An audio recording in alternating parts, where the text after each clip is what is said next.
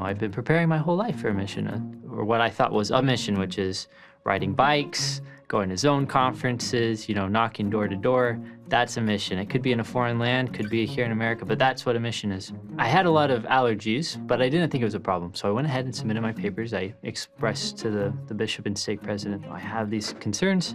And a few weeks later, we were called into the stake president's office, and he was asked to serve a service mission. He brought me in, sat me down, and said, Brother Quade, we just got a note from the mission department, and you've been honorably excused from a proselyting mission. Would you consider a service mission? Never heard of a service mission before. What's a service mission? And he said, well, we have a need for facilities management service missionary here in the stake. Would you be willing to do that? I said, well, as long as you express to them they're getting a total novice, then I feel right about it. When I started my mission, I knew about this much on how to do facilities work.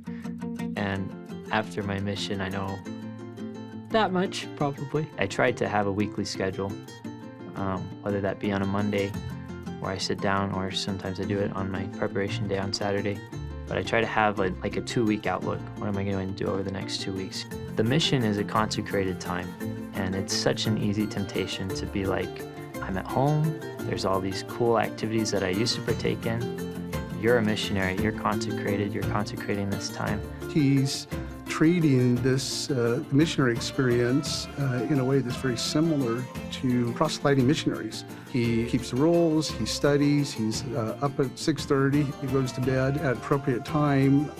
He sends weekly emails describing his experiences, things he's learned. Quite often he is asked, where's your companion? When he says, oh, I don't have one, I'm on a service mission, they're like, that's nice, but that's not a real mission.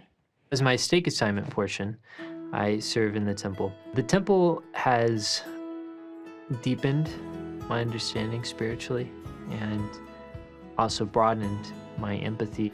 We were at stake conference recently, and we had general authority there. He said, all missionaries stand up. And then Elder Quade did not stand up, and that's when he said, all missionaries wearing a badge stand up and come to the stand. And so our sweet son went up, and we were really excited to see him up there.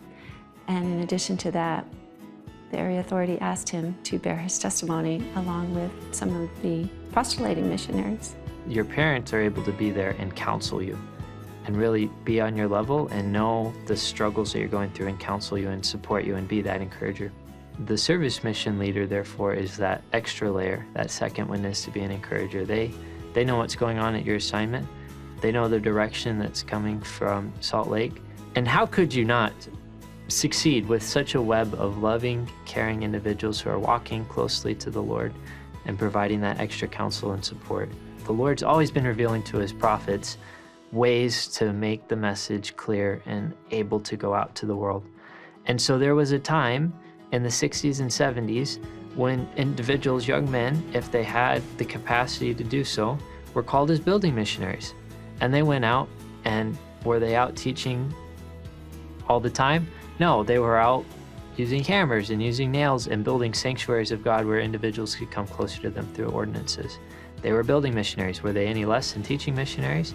Certainly not. Service missions are missions. They're real missions in the same way that proselyting missions are. And they can be blessed and inspired and have fulfilling experiences and touch the lives of others, just like proselyting missionaries do.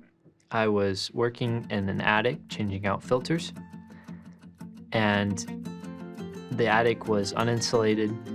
It was in the middle of a very hot season, and I just sat down in that tiredness that you only feel in humidity, and I just thought, wow, I'm on a mission, and I'm trying to serve in the best capacity that I can.